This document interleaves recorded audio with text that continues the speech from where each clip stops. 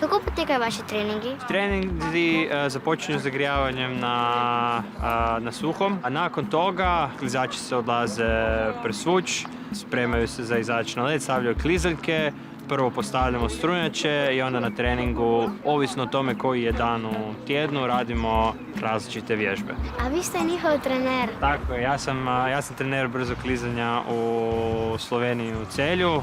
Počeo sam prošle godine, inače dolazim iz Hrvatske, iz Zagreba. Kaj bova tukaj trenirala? Znači ovo je specifična vježba kojom imitiramo korake u zavoju. Cilj je zapravo gurat svoje tijelo u zavoj. Imamo par važnih točki na koje se fokusiramo. To je niska pozicija za obljena leđa zbog aerodinamike i držanje paralelnih kukova zbog bolje ravnoteže u samom zavoju. Sam nagnem se dole. Te bom držala, ne boš dole padao. Ne boš padala. Sad zavoj, hop. Tak. Tako malo. Kako dolgo pa že treniraš hitrostno drsanje? Jaz treniram že 12 let. A smo zdaj pripravljeni za let? Še ne, za vas še en krog tam oko fontane i potlej bomo bili pripravljeni za let. Ajmo, op, op, op, op, op. Gremo, op, op, op, op.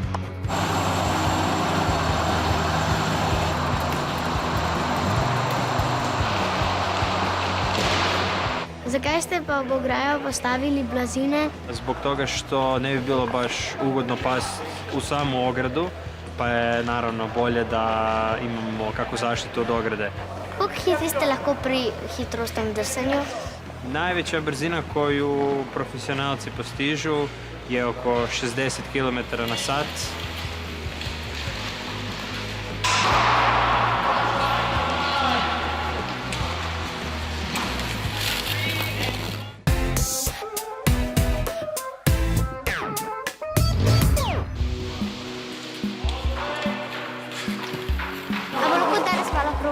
Da, ali prvo ti za to treba kaciga, a poslije kacige nam trebaju kliziljke.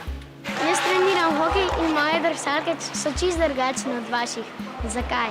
Najveći razlog je u tome što u hokeju klizač mora biti vrlo agilan. Znači, ako pogledate, vaše kliziljke su dosta zaobljene, dosta su kratke, što je manja površina, to je klizač okretniji.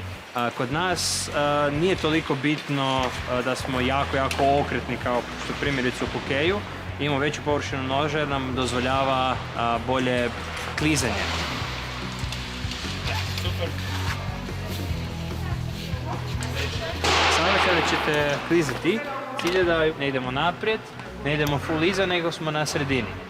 Pazite da koljena ne idu unutra, nego da su ravno sa stopalima. Da? I ako želimo ići naprijed, od jedne noge se moramo odgurnuti u stranu.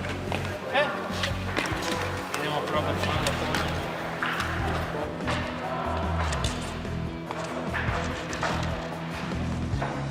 Se vidi da treniraš ok, zelo ti dobro ide, ampak bomo naredili jedan eksperiment, da vidiš kak hitrostni drsalci so hitri. Ne? Okay, boš išel en krog za Filipom, boste imali jedno malo dirko. Ready, op!